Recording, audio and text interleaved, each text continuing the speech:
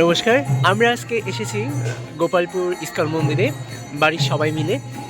তো দেখতে থাকুন। বলে রাখি, দিনটা ছিল মুসলিম ধর্মাবলম্বীদের যে পবিত্র শবে বরাত হয় ওই দিন, এবং আমাদের সকলেরই ছুটিই ছিল ধরতে গেলে, এবং আমাদের নেমন্তন্ন ছিল ছোটো পিসির বাড়ি।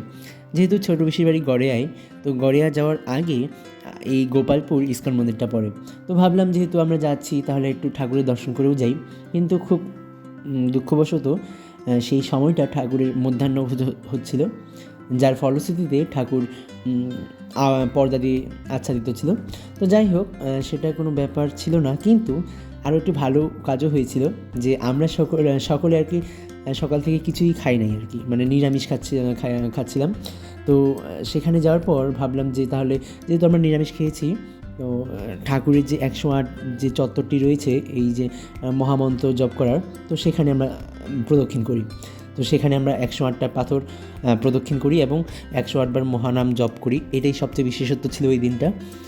এবং মন্দিরে যাওয়ার মানে প্রতিটা মানুষেরই হয় যে মন্দিরে যাওয়ার সময় একটা আলাদা আবেগ বা আলাদা একটা ভাব কাজ করে আমাদের মধ্যে, ঠিক সেটি হচ্ছিল। তবে যেহেতু ঠাকুর আচ্ছাদিত ছিল, ঠাকুরের দর্শন করতে পারিনি, কিন্তু বাকি যে মন্দিরগুলো রয়েছে ইস্কন মন্দিরের পাশাপাশি বিভিন্ন ধরনের নৃসিংহদেবের মূর্তি বা বিভিন্ন ধরনের ঠাকুরের বিগ্রহ, সেগুলো আমরা প্রদক্ষিণ করি, সেগুলোকে আমরা দর্শন করি।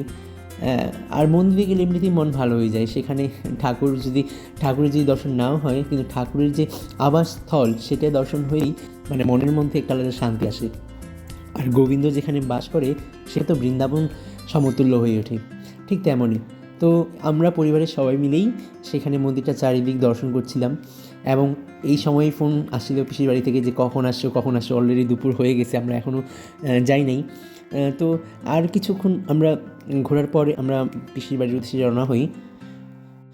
তবে এই মন্দিরটা যে প্রতিদিনই সংস্করণ করা হয় সুন্দরভাবে, এটি অনেক ভালো লাগার একটা কারণ। আগে যখন গেছিলাম তখন এই যে বিভিন্ন ধরনের এই যে প্রতিমাগুলো রয়েছে, বিগ্রহগুলো রয়েছে ঠাকুরের, সেগুলো কমপ্লিট হয়নি।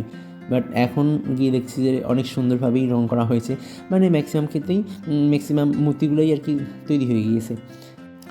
তো প্রথমে যেই বিগ্রহটা আমরা দেখতে পাচ্ছি সেটা হচ্ছে কালিয়ানাগ দমন, বা কালিয়ানাগের যে অহংকার চূর্ণ করেছিল ভগবান, তারই একটি মূর্তি ফলক। খুব ভালো করেছে এই বিগ্রহটা। শুধু এই বিগ্রহটাই নয়, প্রতিটা বিগ্রহই এখানে হচ্ছে ভাগীরথী, মানে মা গঙ্গাকে কীভাবে মর্তে নিয়ে এলো ভাগীরথ, সেটি এখানে আবার রয়েছে যে প্রভু শ্রীকৃষ্ণের পূর্ণাবতার। তার পাশের বিগ্রহটা নৃসিংহদেব, ভক্ত প্রহ্লাদ সঙ্গে।